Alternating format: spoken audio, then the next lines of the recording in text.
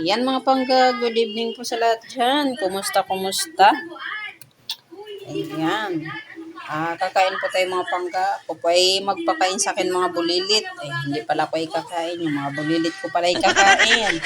Yan pa yung ulam nila mga pangga. Ayan. Yan po na fried chicken mga pangga. Tira lang po yan sa Jollibee nila kanina mga pangga. Ay tinatake out ko. Ayan. Yung isang pakpak dyan ay kinain na ni Kylie. Ayan mga pangga, ito po yung kanin ni Kuya Kidi. Ay kay Kuya Kidi ay ano po yung ulam niya. Ayaw na niya yung fried chicken. Ito na po sa kanya, tilapia. Kaya kalahati lang yung piniprito ko mga pangga yung tilapia kasi siya lang po yung mag-ulam nito. Ayan, diba? Tilapia yung ulam niya mga pangga. At kukuha tayo ng kutsara. Ayan. At hihimayin ko pa yan. Ay maghihimay pa niya.